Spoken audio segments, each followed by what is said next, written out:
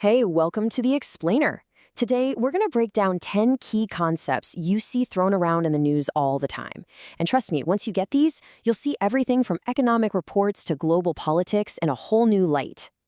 So, here's our game plan. We're going to start small, right at the heart of a single country's economy. Like, how do we even measure its wealth? Then we'll zoom out to the big picture, how countries trade, how they team up, and finally, we'll get into the very idea of what makes a nation, well, a nation. All right, first up, how on earth do we measure a country's economic health? I mean, you hear these acronyms like GDP on the news constantly, right? Well, let's make them super simple, starting right now. Okay, so GDP. This is the big one, the heavyweight champion of economic stats. It's basically the total price tag of everything a country makes and does in a single year. But the real secret to understanding it is hidden right there in its name. You see, the secret to GDP is that letter D. It stands for domestic, and that means it's all about one thing, territory, the physical borders. If something is produced inside a country, doesn't matter if it's by a citizen or a foreigner, if it happens on that soil, boom, it counts towards the GDP. Simple as that. Okay, so if GDP is about territory, what about GNP? Well, this is where things get interesting, because GNP completely flips the script. It's not about the land anymore, it's about the people. Specifically a country's citizens. And just like with GDP, the clue is in the name. The N in GNP stands for national, and that means we're following the citizen, wherever they are in the world. So think about it. If a Bangladeshi citizen is working in Saudi Arabia, the money they earn is actually part of Bangladesh's GNP. Now, that same money counts towards Saudi Arabia's GDP because it was made on their territory, but it's Bangladesh's GNP. So let's just nail this down. GDP is all about location, location, location. GNP is all about citizenship. That's the big difference. And this is why for countries with a huge number of people working abroad, like the Philippines or Bangladesh, GNP can sometimes give you a much better sense of the economic power of their people than GDP alone. But wait, we're not done yet, because even GNP isn't the whole story. Why not? Well, think about it. When you make stuff, things wear out, right? Machines break down, some products just don't turn out right. Economists have a word for this, depreciation. And that's where our next concept, NNP, comes into play. The formula here is actually pretty straightforward. You take that big GNP number and you just subtract the value of all that wear and tear, the depreciation. What you're left with is the net national product, or NNP. Think of it as the real, final value of what a nation's citizens have produced, once you account for all the little losses along the way. Let's make this super concrete. Imagine a factory cranks out 500 t-shirts. Awesome. But, oh wait, 10 of them have holes and can't be sold. And on top of that, a sewing machine broke down, and it costs money to get it fixed. Well, the value of those bad shirts and the repair bill, that's your depreciation. NNP just subtracts that cost to give you a much more honest number.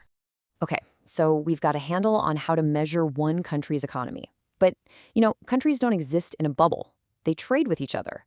So let's shift gears and look at some of the really important rules that govern all that global buying and selling. And it all really boils down to this one simple question. In global trade, does every country have to be treated the same? The answer to that leads us to two super important and honestly often misunderstood ideas. All right, first up is a term that sounds kind of deceptive, most favored nation, or MFN. You'd think it's about playing favorites, but it's actually the exact opposite. It's a fundamental rule of the World Trade Organization that says you can't play favorites. If you give one country a special trade deal, you have to offer that exact same deal to every other WTO member. It's all about non-discrimination. But, and this is a big but, there's an exception. It's called the Generalized System of Preferences, or GSP. This basically lets developed, wealthy countries give a helping hand to developing nations. They can offer them special treatment, like lower taxes on their goods, to help their economies grow.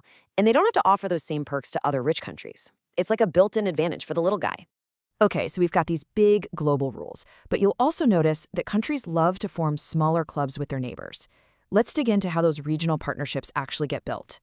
It's usually a two-step process. It starts with something called regionalization. This is the natural, organic stuff that just happens between neighbors.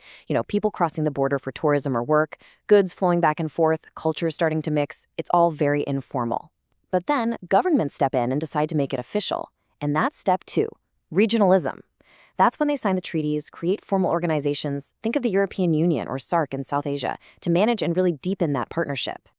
All right, for our last section, we're going to get down to the fundamentals, the very building blocks of what a country even is, its people, and the ideas that hold them all together. So, at the very foundation of any society, you have what are called ethnic groups.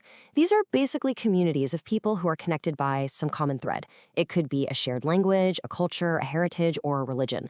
And pretty much every single country in the world is made up of at least one, and usually many, of these groups. So, take Bangladesh, for example. The Bengali people are the majority ethnic group, but they live alongside dozens of minority ethnic groups, like the Chakma, the Marma, and the Santal. Each one of them has their own unique culture, language, and history, all living within the same country. So, what's the difference between all these terms? How does an ethnic group become a state? Well, you can have an ethnic state, which is basically a country that's built around one dominant ethnic identity. Think of Japan, which is overwhelmingly made up of and defined by the Japanese people. But a nation-state is something else. That's what happens when an ethnic group gets a powerful political idea, the desire for self-determination, for their own independent country. The journey of the Bengali people, who fought for and created the state of Bangladesh, is the textbook example of an ethnic group becoming a nation.